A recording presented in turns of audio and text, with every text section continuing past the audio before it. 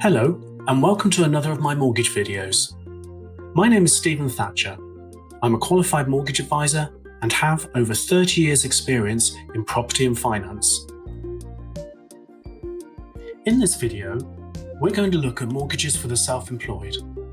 This tends to be because lenders treat the self-employed in many ways. However, this could work to a borrower's advantage, dependent on how their income is structured. Let's have a look at the various types of different self-employments. There's sole traders, partnerships, limited companies, LLPs, contractors, and CIS contractors. These are the main types of self-employed and can be treated very differently by different lenders. So let's go through these and we can start to look at how lenders treat them. Sole traders and partnerships. These are the most common types of self-employed clients. They usually just do self-assessment every year in order to work out how much tax they pay in the same way as an employed person, although this is usually paid as a lump sum once a year alongside national insurance. Most lenders will want to see that a self-employed person would have been trading for at least 2 years, although 1 or 2 lenders will allow 1 year's training, although this will sometimes require an accountant's projection for the following year.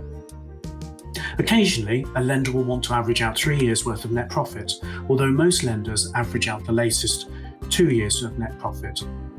If this year's figure is lower and shows a decline in profit, then a lender may either refuse to lend or use the lower figure. Lenders will then want to see a copy of the tax calculations as well as the tax year overviews.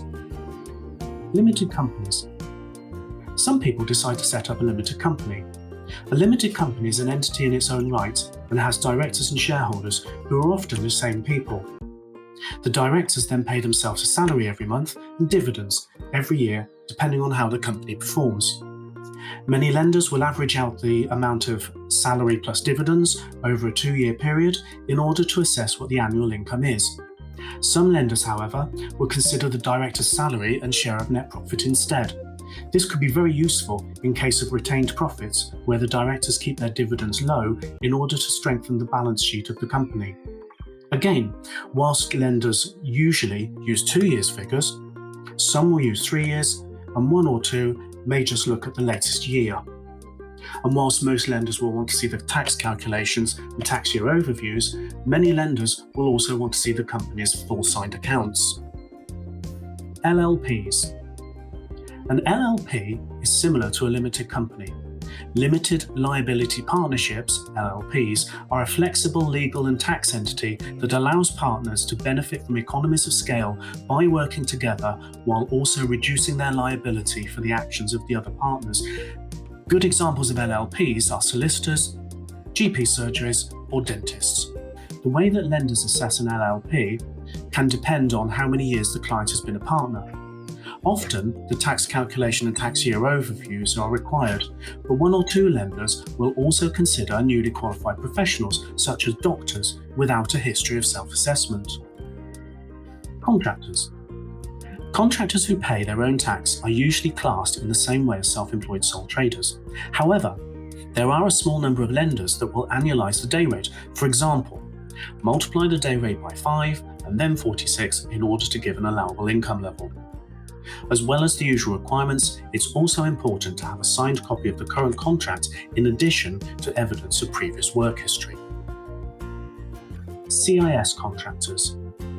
Construction industry scheme contractors pay their tax when they raise their invoice to the main client. They will then also do self-assessment at the end of the tax year. As most lenders treat CIS contractors the same as sole traders, this can penalise the client. 1 or 2 lenders, however, may look more favourably on them and use their invoice income rather than their self-assessment income. That's the majority of self-employed types. However, there are plenty of others, including entertainers, trust fund beneficiaries, journalists, submariners, and sportspersoners who all have varied mortgaging requirements. 3, 2, 1. So as you can see, the world of the self-employed mortgage is a minefield, and it can be easy to make a mistake. That's why it's vital to use an experienced mortgage broker who can use their knowledge to navigate this world and get the best deal for you. Thanks very much for watching, and I hope you found this video useful. Please feel free to make any comments below, and if you'd like to see more, please subscribe. And if I can be of any help in any way possible, please visit my website, contact me, and I'll be delighted to help.